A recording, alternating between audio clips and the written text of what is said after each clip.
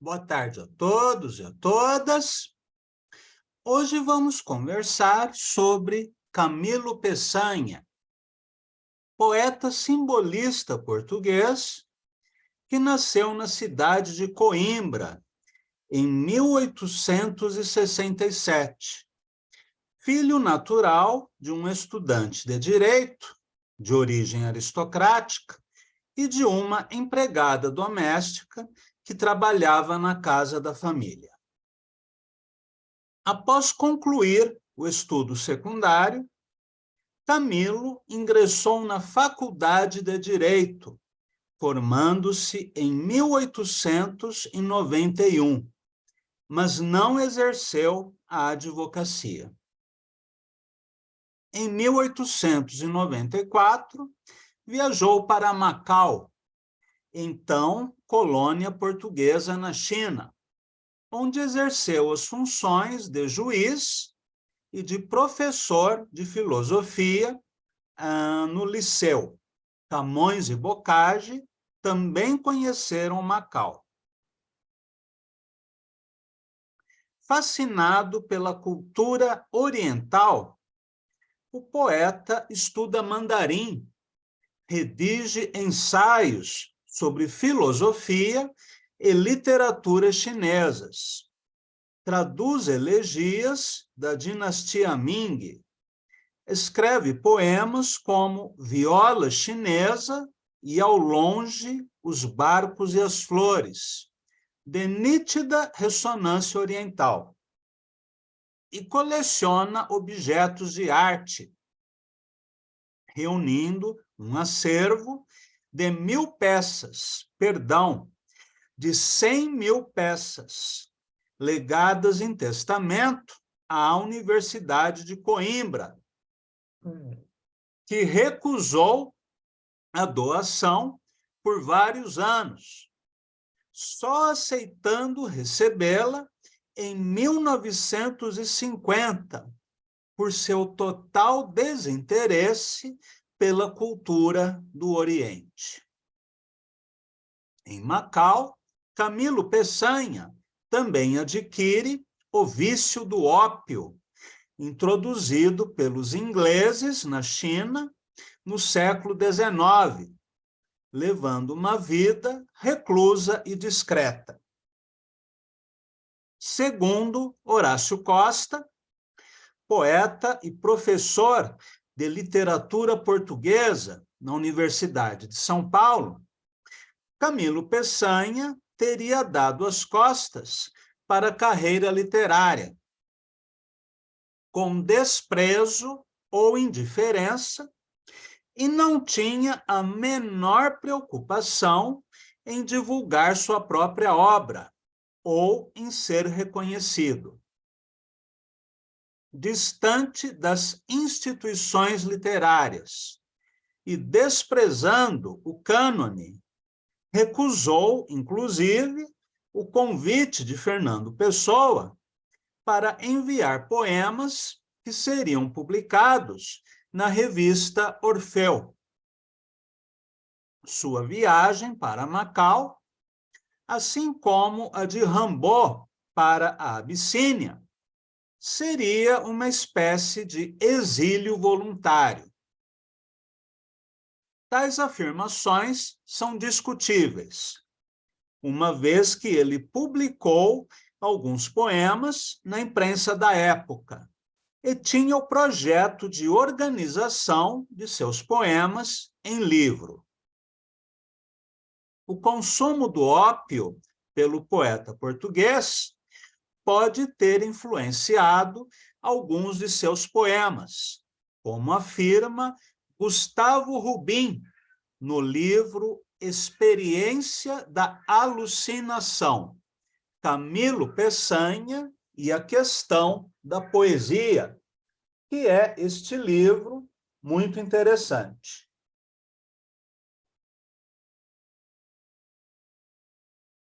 Mas também levou o poeta a repetidas ausências no trabalho e ao descaso com a própria aparência, entregue à indolência. O ópio diminui as funções orgânicas, reduz o apetite e provoca forte sonolência. Faz com que o usuário perca a noção do tempo, altera sua memória e provoca um acelerado fluxo de imagens em sua mente, sintomas que podem ter sugerido a atmosfera alucinatória dos versos de Peçanha. O tema da droga estava presente também em obras de outros poetas e intelectuais do período, como Os Paraísos Artificiais, de Baudelaire, e As Confissões de um Comedor de Ópio, de Kinsey. As frequentes ausências de Peçanha ao trabalho também estavam relacionadas às suas jornadas eróticas com amantes chinesas, apesar do preconceito racial do poeta lusitano em relação ao povo chinês, que ele considerava decadente. Na época, a China era conhecida na Europa como o doente da Ásia, desde a sua submissão às metrópoles colonialistas ocidentais, especialmente os Estados Unidos, a França e a Inglaterra, que dividiram a China em diferentes zonas de influência e impuseram leis e tratados comerciais desvantajosos ao gigante asiático, que mais tarde ainda, nos anos 30, sofreu com a invasão japonesa durante a Segunda Guerra Mundial. A China permaneceu na situação de semicolônia ocidental até a Revolução Socialista de 1949, liderada por Mao Zedong.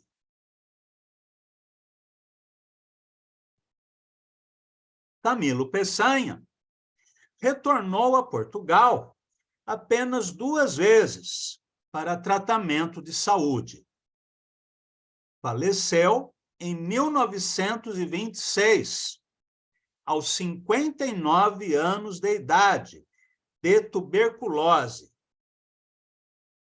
O autor publicou poucos poemas em jornais e revistas da época, como Ave Maria e Centauro, que registram a forte influência que recebeu da poesia francesa, em especial a de Charles Baudelaire e a de Paul Verlaine, nos campos da metáfora, da musicalidade, da sinestesia e do ocultismo. Ele foi integrante da maçonaria.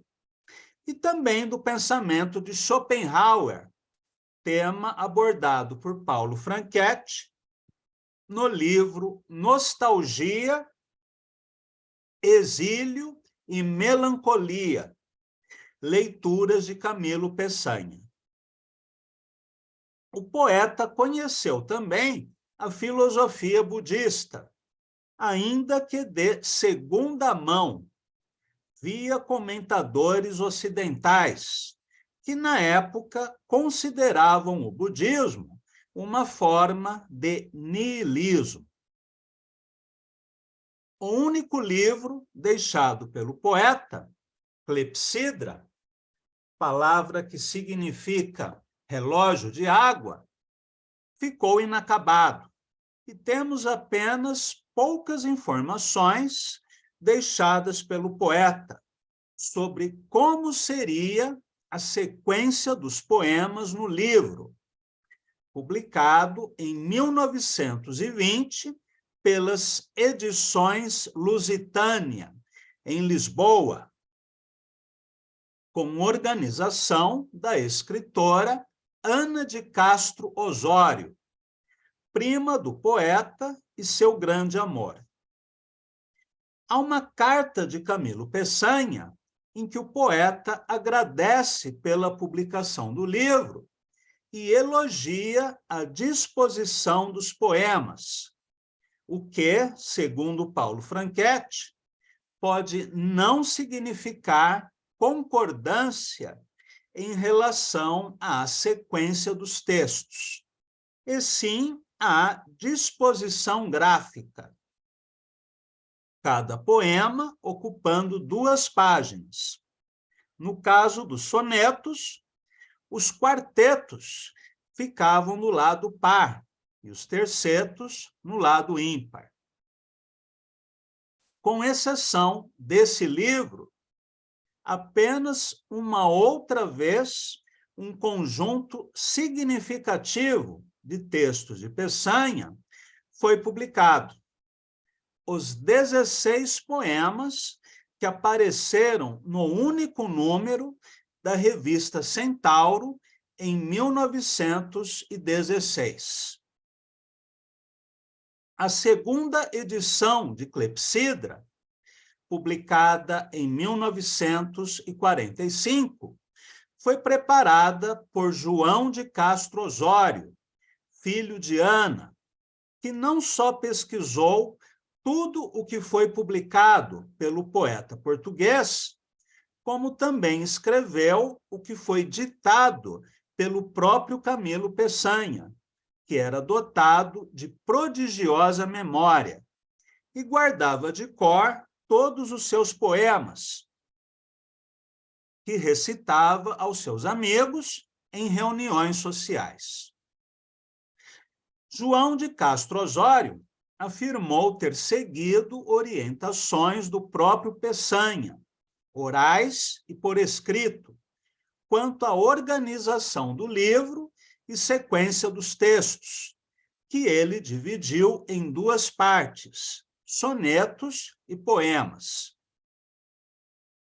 As justificativas de Osório foram colocadas em dúvida por Paulo Franchetti, para quem o organizador da segunda edição de Clepsidra teria inventado essa história para justificar a sua edição pessoal dos poemas. A distribuição dos poemas dentro do livro, segundo Paulo Franchetti, é um problema que permanece sem solução. Aliás, o próprio Paulo Franchetti é autor de uma edição crítica de Clepsidra, publicada pela editora da Unicamp, que é uma obra de referência para estudos do poeta português.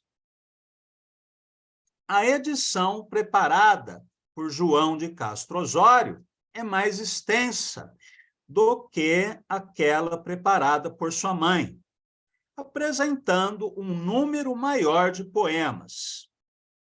Esta edição foi republicada mais tarde, em 1956 e em 69, e é responsável pela divulgação mais ampla da poesia de Peçanha. As 2 edições de Clepsidra, no entanto, são muito diferentes e não sabemos exatamente como Camilo Peçanha planejava o seu livro. E João Osório reescreveu vários versos do poeta português, supostamente para corrigir a sua métrica ou para deixar compreensíveis versos considerados obscuros. Segundo Franchetti, João de Castro também cometeu flagrantes erros de transcrição de autógrafos, além de abusivas intervenções textuais ou correções estilísticas nos poemas de Peçanha.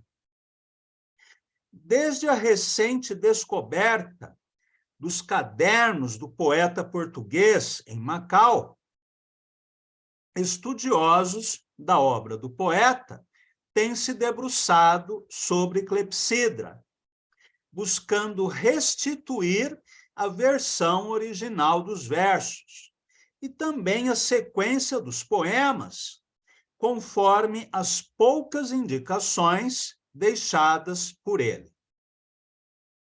Clepsidra é um livro enigmático, não apenas pelo seu título e pela estranheza de seus versos, mas também pelo desconhecimento de como seria a sua versão definitiva, tal como imaginada pelo poeta, o que até hoje desconhecemos.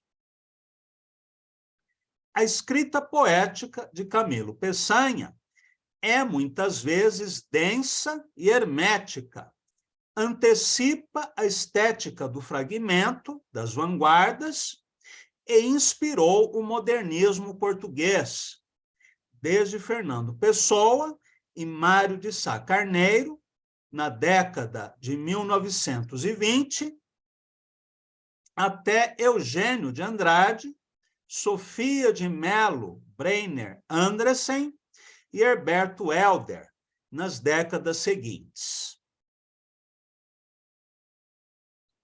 A poesia de Camilo Peçanha é bastante musical, faz uso da aliteração e da assonância e aproxima-se do ideal de Edgar Allan Poe, expresso no ensaio O Princípio Poético, em que o autor norte-americano defende um tom vago, impreciso e sugestivo para a poesia, próximo ao estado do sonho.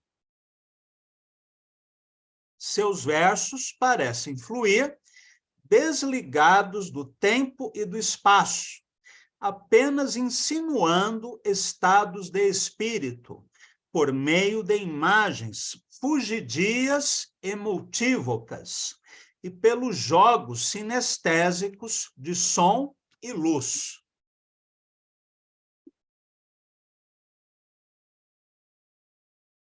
Segundo Teresa Coelho Lopes, abre aspas, um dos aspectos da poesia de Peçanha que mais têm sido postos em destaque é a musicalidade, mas parece-nos mais interessante a dimensão visual, tendo em conta que esta é criada geralmente com grande sutileza, através de combinações quase exclusivas de luz, de água, das alterações que a imersão produz nos objetos e do excesso de luminosidade,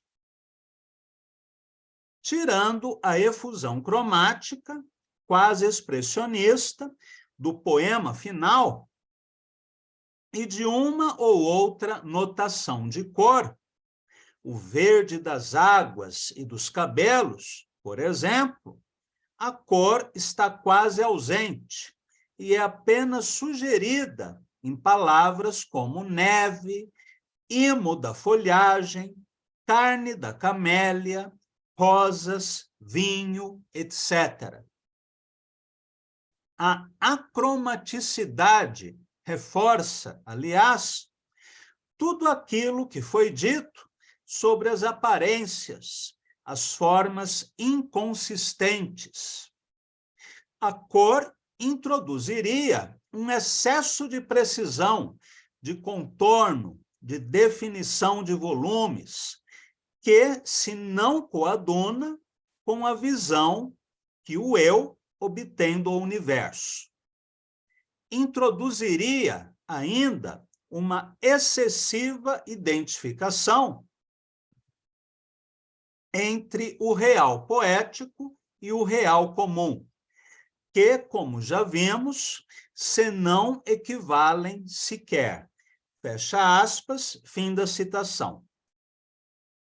O tema principal do livro, expresso já no título, é a melancolia causada pelo fluir temporal, que levará o homem à extinção de sua consciência. Daí as constantes referências às estações do ano e às metamorfoses do ser humano e do mundo. Pessimista, acredita que todos os esforços são inúteis e que o mundo se traduz em ilusão e dor, a partir de uma leitura parcial e mesmo incorreta do pensamento budista, que valoriza, sobretudo, a compaixão, ao menos no budismo Mahayana. Limita-se, assim, a contemplar as formas da natureza que se encontram associadas à instabilidade e à mudança. A morte, para ele, é a única paz. Apesar disso, a sensualidade não está ausente em seus versos. Ao contrário, ela se manifesta desde a musicalidade e a luxúria semântica do poeta, ainda que o eros esteja associado à consciência do pecado, herança do cristianismo, o que verificamos também em Baudelaire e mesmo nos libretos das óperas de Wagner. Segundo Bárbara Spaghiari, abre aspas, Peçanha pertence à geração nascida em torno de 1860, destinada a viver no clima inquieto do fim do século. Ao naufrágio do movimento reformador dos anos 70, segue-se um período confuso de ceticismo e de refluxo solipsista, percorrido por impulsos irracionais, que desemboca na ânsia metafísica, na aventura espiritual excêntrica e egotista, ou então se afunda na neurose e no mais radical pessimismo. O homem dessa geração reage de maneiras opostas à crise do pensamento e das instituições. Num sentido e no outro, perante a decadência inexorável dos valores políticos, sociais e culturais, em que se escorava a civilização oitocentista e, mais geneticamente, a própria civilização ocidental. A resposta unânime dos intelectuais é a fuga. Em sentido positivo, pode tratar-se da fuga para o invisível, o infinito, o ignoto, com um processo de distanciamento que exalta a percepção irracional. Para a arte, que, a par da missão de gnose, traz o conforto de viver, dandismo, como na poesia, gosto pelas essências raras, as flores incomuns, as pedras preciosas, etc. Em sentido negativo, pode ser a fuga para os paraísos artificiais, o exílio voluntário, a perda de identidade, a abdicação da própria vontade, para o deixar-se viver, esperando a morte como uma libertação. Fecha aspas, fim da citação. A origem do título do livro de Peçanha, Clepsidra, conforme Teresa Coelho Lopes, deriva de um verso de Baudelaire, Le gouffre a toujours soif, la clepsydre se vide, ou o abismo tem sempre sede, a clepsidra se esvazia.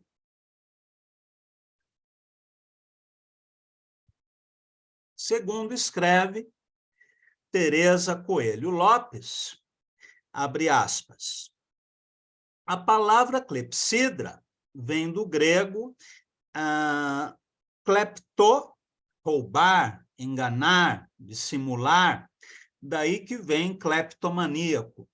E o nome udor, água, e significa relógio de água para marcar o tempo atribuído aos oradores. É a partir dessa significação primeira que se estabelece o símbolo, designando, no plano denotativo, a fração de tempo correspondente à circulação da água no relógio.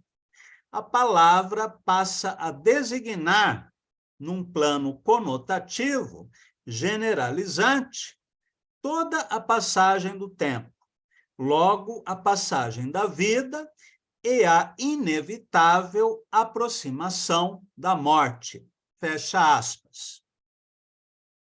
Notemos ainda a origem erudita e estrangeira da palavra, que reforça o seu efeito de estranhamento. Teresa Coelho Lopes escreve, aspas, a palavra clepsidra contém o som terminal hidra, que, na linguagem oral, se confunde com a hidra, que se escreve com H. Em grego, udra, serpente de água, e, no plano mitológico, a hidra de Lerna. A hidra é um monstro marinho, uma serpente gigantesca, com inumeráveis cabeças que nascem e se desenvolvem à medida que são cortadas, simbolizando a inutilidade da vontade e do esforço humanos perante algo que lhes é exterior e adverso. Fecha aspas. A palavra hidra, aliás, aparece em um soneto de Peçanha, que começa com o verso esbelta surge, vem das águas nua. Nesta notável composição, segundo Teresa Coelho Lopes, abre aspas, a hidra materializa a morte, a pulsão de destruição, por oposição a Eros, a pulsão de conservação, representada, pelo menos a uma primeira leitura, pela figura feminina. Fecha aspas. A palavra clepsidra, de maneira significativa, só aparece 2 vezes no livro de Peçanha, no título da obra e no último poema da coletânea, intitulado Poema Final, de modo que ela está no início e no fim, em um movimento circular, como o da serpente Ouroboro, que morde a própria cauda. Tudo isso, escreve Teresa, abre aspas, confirma o livro de Peçanha como obedecendo, no seu conjunto inicial, a um plano. Este nosso juízo é apoiado pela noção que o autor possuía e que explana em textos mais ou menos teóricos, como a crítica ao livro Versos da Mocidade, de Antônio Fogaça, publicado em 1888, na revista A Crítica, de que a poesia é um trabalho e de que um livro de poesia tem de gozar de uma coerência própria, que só é possível atingir desde que todo o livro seja pensado e feito como um conjunto uma globalidade, um todo que é muito mais do que a simples soma das partes. Fecha aspas, fim da citação. Camilo Peçanha censura a falta de unidade e de um eixo temático no livro de Fogaça, e ainda a falta de discernimento para a escolha dos poemas que entraram no volume. Essa crítica de Peçanha à Fogaça nos dá a entender que ele próprio tinha um plano bastante detalhista a respeito da organização do seu próprio volume de poemas. Escreve ainda Teresa, (aspas).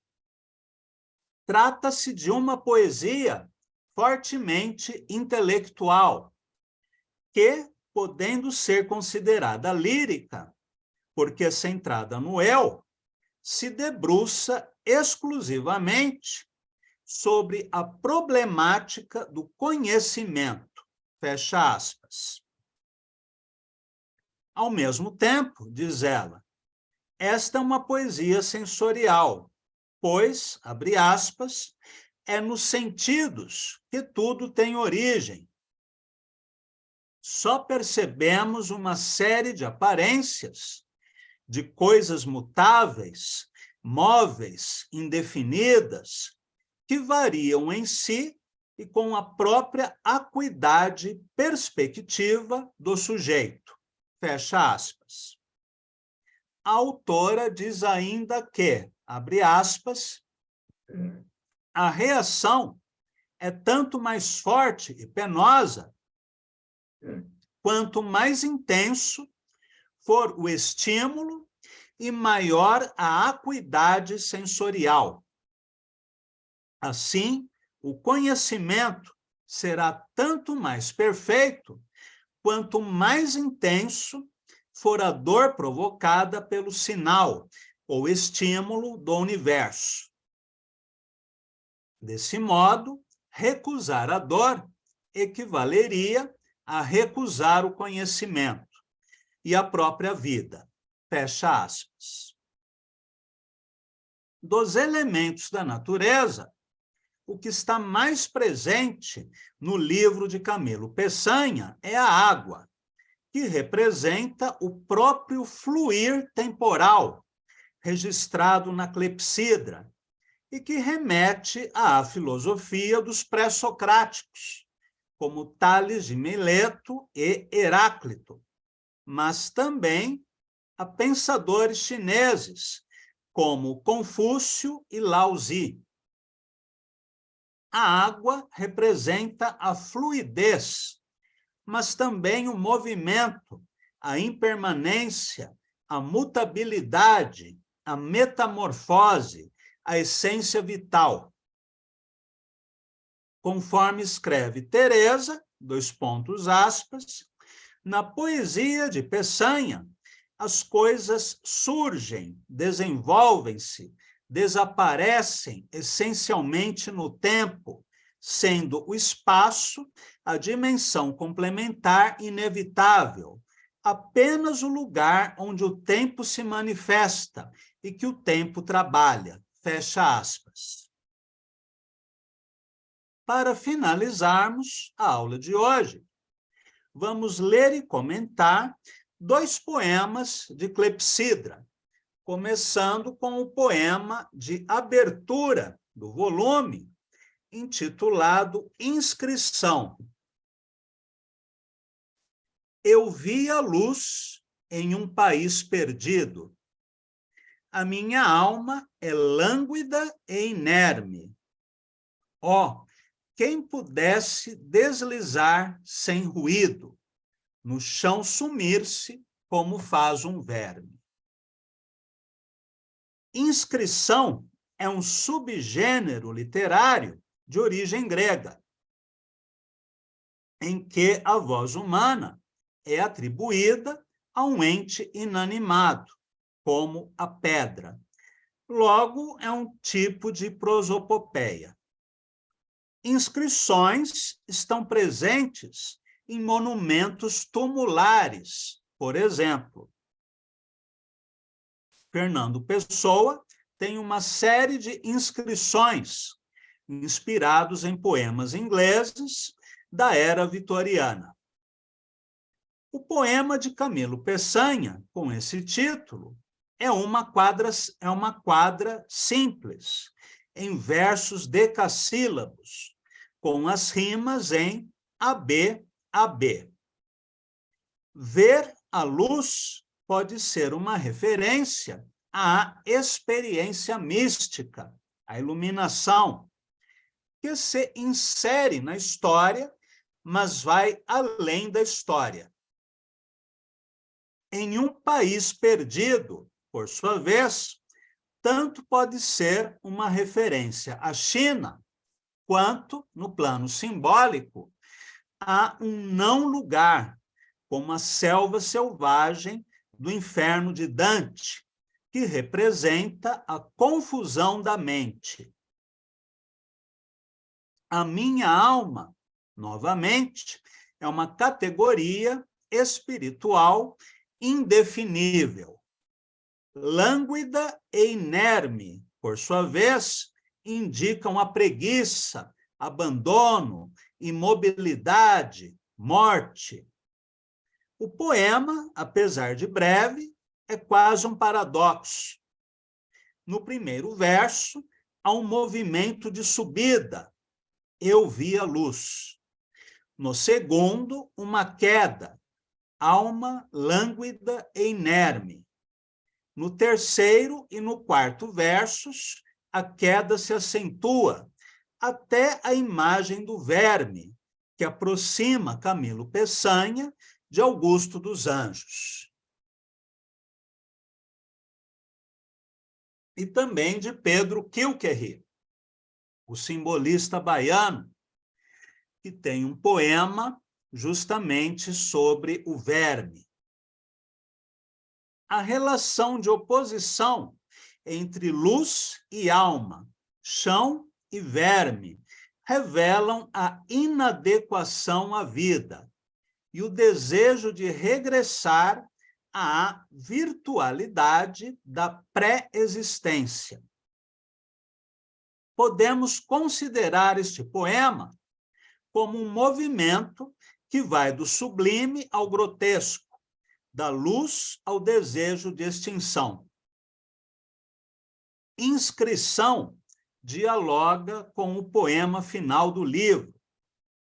Une-os o tema da morte e palavras como luz e alma. Por este motivo, após a leitura e comentário do primeiro poema de Clepsidra, vamos agora ler o último, intitulado Poema Final.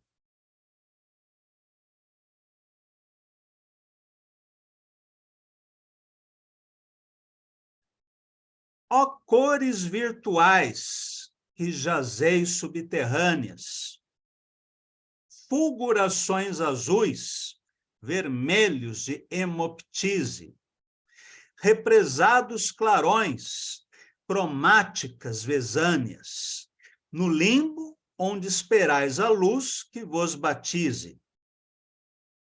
As pálpebras cerrai, ansiosas, não veleis. Abortos que pendeis as frontes cor de cidra, tão graves de cismar nos bocais dos museus, e escutando o correr da água na clepsidra, vagamente sorris, resignados e ateus. Cessai de cogitar, o abismo não sondeis. Gemebundo, arrulhar dos sonhos não sonhados, que toda a noite errais, doces almas penando, e as asas lacerais na aresta dos telhados, e no vento expirais em um queixume brando. Adormecei, não suspireis, não respireis. A palavra Vesânia significa loucura, perturbação mental. Segundo Teresa Coelho Lopes, o poema final é um discurso exortativo que o eu dirige a tudo aquilo que foi nele. Virtualidade não atualizada, potencialidade não realizada, desejo nunca satisfeito. O ver, o pensar, o sonhar, 3 modos de exprimir a vocação existencial de dominar o universo, de o organizar em função do eu.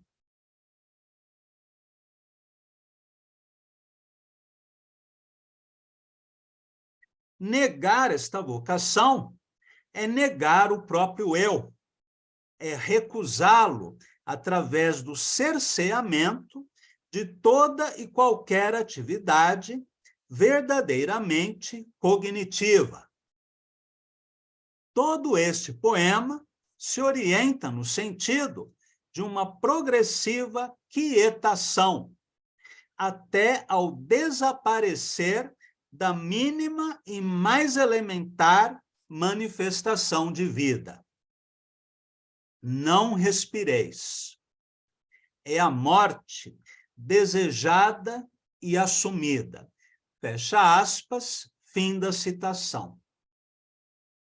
Bem, por hoje ficamos por aqui. Na semana que vem, leremos mais alguns poemas de Camilo Peçanha. Agradeço a todos e a todas e até o nosso próximo encontro.